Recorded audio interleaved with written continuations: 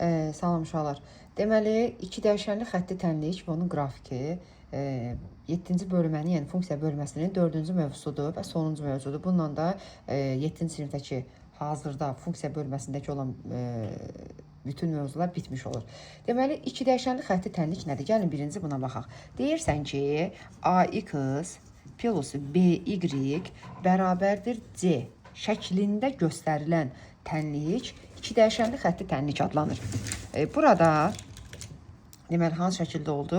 AX plus BY bərabərdir C şəklində göstərilən tənlik iki dəyişənli xətti tənlikdir. Mütləq şəkildə burada X ilə Y-in dərəcələri 1 olmalıdır. Burada demişdik də bir şey görünmürsə bu 1 deməkdir. Bunun dərəcəsi 1-dir. Niyə iki dəyişənli xətti tənlik deyirlər burada? Çünki iki dənə dəyişəni var. Dəyişənin biri X-dir, biri də Y-dir. Hətta biz funksiya bölməsindən bilirik ki, X sərbəst dəyişən adlandırılırdı. Y isə bundan aslı dəyişən adlanırdı. Aslı dəyişən. Funksiyada, yəni. Funksiyada bunlar belədirlər. Hal-hazırda AX plus BY bərabərdir C şəklində bir iki dəyişənli xətti tənlik verilsə, burada yenə də X ilə Y adlanacaq dəyişənlər ABC isə adlanacaq əmsallar. Deməli, A nəyin əmsalıdır? A X-in əmsalıdır. A X-in əmsalıdır. B nəyin əmsalıdır? Y-in əmsalıdır. Yəni Y-in qarşısına dayanıb da. Y-in əmsalıdır. Əmsalı. C isə sərbəst əmsal. Sərbəst hədd də deyirdilər buna. Sərbəst əmsal və ya sərbəst hədd adlanır. Sərbəst. Görürsən ki, C heç nəydən asılı deyil də. Yəni yanında başqa bir dəyişən yoxdur. Sərbəst hədd. Əssalam, hal-hazırda bildin ki, AX plus BY bərabərdir C şəklində göstərilən tənlik iki dəyişənli xətti tənlik adlanır. Burada X, Y dəyişənlərdir. A, B dəyişənlərin əmsalıdır. Biri X dəyişəninin əmsalıdır, biri Y dəyişəninin əmsalıdır. C isə sərbəst əmsal və yaxud da sərbəst hədd adlanır. Məsələn, gəl bir dənə misal verək özümüzdən. Məsələn, deyirəm ki, 3x plus 5y bərabərdir, məsələn üçün, 16-ya tutalım ki. Burada dəyişənlər nədir? X ilə Y dəyişənlərdir. A-nın yerində nə durur? 3 durur. B-nin yerində 5 durur. C-nin də yerində 16 durur. Yəni AX plus BY bərabərdir C şəklində göstərsəm bunu. A-nın yerində 3 durub, B-nin yerində 5 durub, C-nin də yerində 16 durub. Məsələn, bir dənə də mənfili bir şey verək. Tutalım ki, 7x minus 5y bərabərdir 21. Burada yenə də mütləq işarəni gözləməlisən. A-nın yerində 7 durub. Bunun A əmsalı 7-dir. B-sinin yerində -5 durub. C-nin yerində də 21 durub. İki dəyişənli xətti tənliyin kökü anlayışı var. Nədir? Deyirsən ki, iki dəyişənli xətti tənliyi doğru ədədi bərabərliyə çevirən qiymətə onun kökü deyilir. Nə deməkdir bu? Gəlin baxaq. Tutalım ki, belə bir tənlik yazıram. 2x plus 3y bərabərdir, məsələn, 13-ə. Bərabərdir 13-ə. Sonra da bizə kənarda deyir ki, bu tənliyin hər hansısa bir kökünü tapın. Ümumiyyətlə, iki dəyişənli xətti tənliyin sonsuz sayda kökü var. Nə deməkdir kökü? İki dəyişənli xətti tənliyin kökü burada ədədlər cütü şəklində verilmiş x, y-dir. Birinci yazılan biz bilirdik ki, x-i göstərir, ikinci yazılan isə y-i göstərir. Məsələn, mən indi hökm edirəm ki, tutalım ki, 2, 3 ədədlər cütü bu iki dəyişənli xətti tənliyin həllidir. Necə yoxlayacaqsan? Çox bəsit. X-in yerinə 2 qoyacaqsan, Y-in yerinə 3 qoyacaqsan. Gətirirəm, burada yerinə qoyuram. 2 vurulsun 2, üstə gəlinsin. 3 vurulsun, Y-in yerinə nə qoyacam? 3 qoyacam. Bərabərdir. 2, 2-nin 4, üstə gəl 9. 13-ə bərabərdirmi? Bəli. Deməli, həqiqətən də verdiyim bu ədədlər cütü iki dəyişənli xətti tənliyin köküdür. Bir dənə budurmu? Xeyr, təbii ki. Yəni, belə deyim də, kəsrdən ola bilər, mənfi verib tapa bilərsən. Yəni, mümkün çoxlu sayda burada kök ola bilər. Çoxlu dildə sonsuz sayda kökü var. 2 dəyişənli xətti tənliyin. 2 dəyişənli xətti tənliyində başqa nə məlumatı bilməlisən? Bəzən bizə deyir ki, dərslikdə də var, səhifə 163-dəki deməli 6 nömrəli 5-6 nömrəli çalışmalarda bundan bəhs eləyir. Bizə deyəcək ki, ya y dəyişənini x ilə ifadə et, yəni y-i x ilə ifadə et deyəcək, ifadə et, ya da bizə əksin deyəcək. Deyəcək x-ı y ilə ifadə et. İfadə et. Bu nə deməkdir? Bu deməkdir ki, tutalım ki, belə bir 2 dəyişənli xətti tənliyi versin bizə. 4x plus 2y bərabərdir 7. Mənə birinci tutam ki, desin ki, y-i x ilə ifadə et. Yəni, burada demək istəyir ki, elə bir hala gətirir ki, zaten aldığın halda bu tənliklə eyni güclü olacaq. Yəni, eyni gücə malik olacaqlar. Bir şey eləmirsən, sadəcə olaraq y-i sol tərəfdə saxlayıb, x-i sağ tərəfdə saxlayırsan. Yəni, necə eləyirsən? Bizə desə ki, bax, burada nə deyir bizə? Burada deyir ki, y-i, bu misalda, y-i x dəyişəni ilə ifadə et. Dəyişəni ilə ifadə et. Deyirsən, yaxşı. Mən birinci y-i tək saxlamalıyam. Hələ ki, y-i 2-dən ayıra bilmirəm. Yazıram, 2y bərabərdir.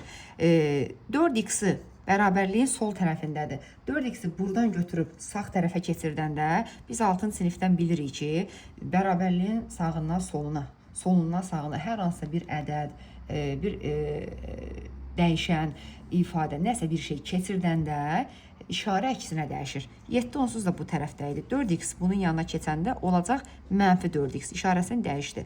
İndi mən burada y-i boş saxlamaq üçün hər tərəfi 2-yə bölməliyəm. Yəni, bunu da 2-yə bölməliyəm ki, 2x-lar olsun, geçsin. Bərabərliyin sol tərəfini 2-yə bölürəmsə, sağ tərəfini də 2-yə bölməyə məcburam. Və yaxud da biz aşağı sinif qaydası ilə desək, 2 vur y bərabərdir 7 - 4x deyil. Vuruq, hasil.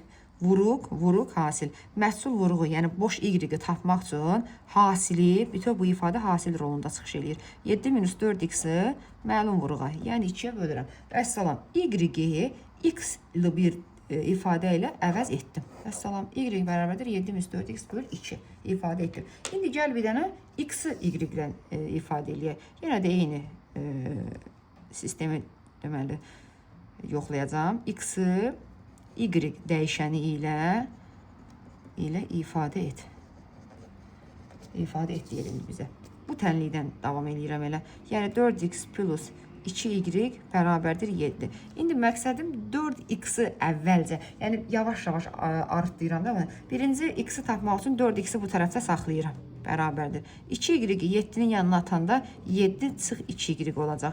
İndi yenə də bayaqki qayda ilə buradan x-i tapanda, x-i tapmaq üçün, x-i boş saxlamaq üçün hasili, yəni bunu məlum vuruğa bölürəm. Yəni 7 - 2y 4-ə bölürəm bütöv şəkildə. Və yaxud da deyirsən ki, x-i boş saxlamaq üçün bərabərliyin hər tərəfin demək solunda, sağında 4-ə ixtisar eləmək deməkdir. Bunu da 4-ə bölməzsən, bunu da. 4 ilə 4 gedir, x boş qalır. Burada da 7 - 2y böl 4. Bu ifadə yaranır. 2 dəyişənli xətti tənlik bu qədər. Bir də səndən soruşa bilər, 2 dəyişənli xətti tənliyin qrafikin qur deyə bilər. Tam ki, o növbəti səhifədədir.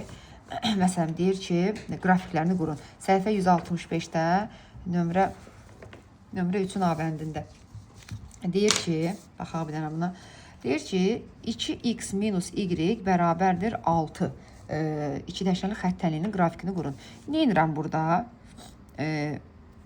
Burada bayaqki kimi yazıram. 2x-i boş saxlayıram, x-i tapıram da hələ. Bərabərdir 6 üstə gəlinsin y. X-i tapanda 6 üstə gəlinsin y-i bölürəm. 6 üstə gəlinsin y-i bölürəm 2-yə. Bayaq elədiyimin eyni şəkildəsini elədim. Bunu niyə eləyirəm? Çünki biz funksiyada belə bir şey yazırdıq, yadınızdadır. X-ə qiymətlər verib, y-nin qiymətlərini tapıb, sonra qrafiki quracaqdım. Gəl indi X-ə qiymətlər, y-ə qiymətlər verək, daha doğrusu X-ə tapaq. Və yaxud da bunun digərində eləyə bilərdik. Məsələn, y-i də tapa bilərdim. Tutalım ki, bundan bu eyni güclüdür, onsuz da baxın. İndi yazıram. 2x minus y bərabərdir 6. Eyni şeydir. Buradan y-i boş saxlayıram. Yəni mənfi y bərabərdir 2x-i atıram 6-nın yanına. 6 minus 2x olur. Y-in yanında mənfi qalmamalıdır. Hər tərəfi mənfiyə böldüyümə görə mənfi 1-ə bölürəm də, sanki bunun qarşısında görünməyən bir var. 6 minus 2x-i mənfi 1-ə böləndə 6-nı mənfi 1-ə bölürsən, mənfi 6, mənfi 2x-i mənfi 1-ə bölürsən, üstə gəl 2x olur. Yəni, müsbəti də qabağa yazsam, 2x minus 6. Son olaraq tənliyim bu halda olacaq. Yəni, bununla bu zaten ikisi də eyni bir gücə malik olan ifadələrdir. Gəl, indi fərqi yoxdur. Burada ya da burada x-in yerinə qiymətlər qoyaq, özümüzdən qoyurduqda yadınızdadırsa. X-in yerinə məsələn 0 qoyaq. X-in yerinə 0 qoyanda 2 0-ın 0, 0-dan 6 çıxanda y oldu mənfi 6. Şimdi x-in yerinə bu dəfə 1 qoyaq. 2 1-in 2, 2-dən 6 çıxanda y-imiz oldu mənfi 4. Bu səfər x-in yerinə 2 qoyaq. 2 2-nin 4, 4-dən 6 çıxanda mənfi 2. Bu səfər x-in yerinə 3 yazıram. 2 3-ün 6, 6-dan 6 çıxıram 0. Yəni bu qədər bəsdir, artıq kifayətdir qrafikimi qurmaq üçün. Qrafiki qururam indi. Bura x nöqtəsidir, bura y nöqtəsidir. Təbii ki, damalı dəftər deyil deyə səliqəli olmaya bilər. X-in 0 qiyməti buradır. X-in 0 qiymətində y mənfi 6 alıb. Mənfi 6 hardadır?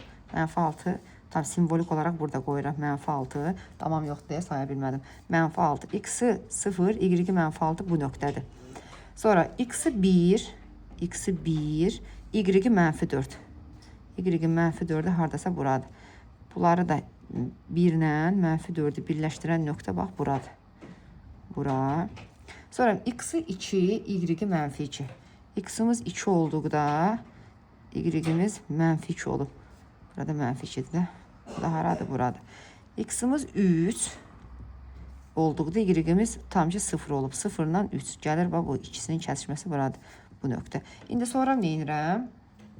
Sonra bu aldığım nöqtələr var. Ha. Bunları belə hamısını birləşdirirəm. Bu olur 2 dəyişənli xətti tənliyin qrafiki. Yəni əslində xətti tənliyin qrafikinə gəlir bu.